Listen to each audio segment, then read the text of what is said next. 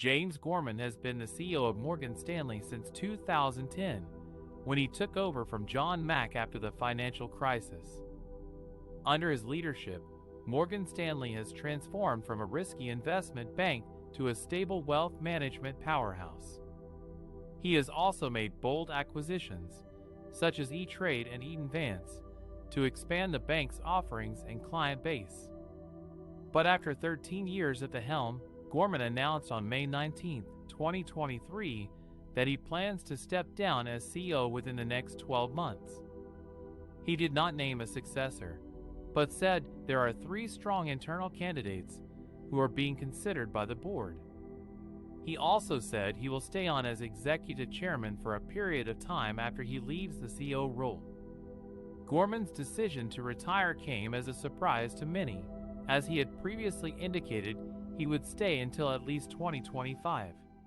Some analysts praised his legacy, but others expressed concern about the uncertainty and potential disruption that his departure could cause. Morgan Stanley's stock fell 2% after his announcement. So who are the likely contenders to replace Gorman as Morgan Stanley's next CEO? And what are the implications for the bank's future leadership and strategy?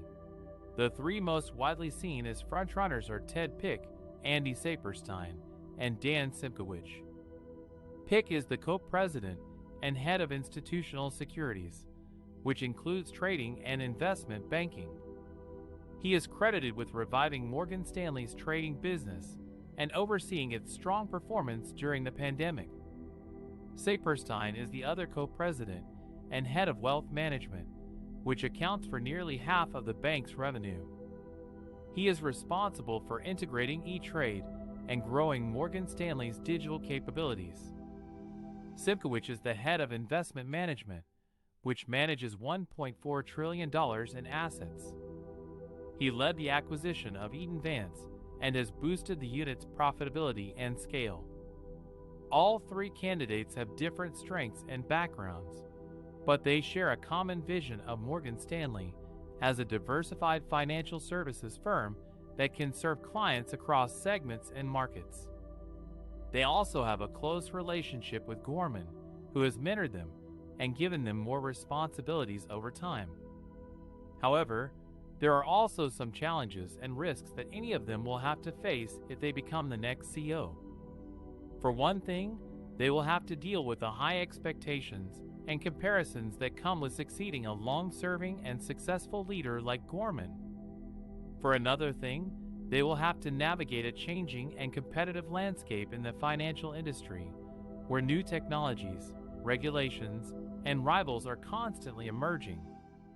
And finally, they will have to balance the interests and demands of various stakeholders, including shareholders, employees, clients, regulators, and society at large. Gorman has said that he expects the board to make a decision on his successor by early 2024. Until then, he will continue to lead Morgan Stanley and oversee its strategy and operations. He has also said that he will support whoever is chosen as the next CEO and ensure a smooth transition. Gorman's departure will mark the end of an era for Morgan Stanley, but also the beginning of a new one. The question is, who will be the one to lead it?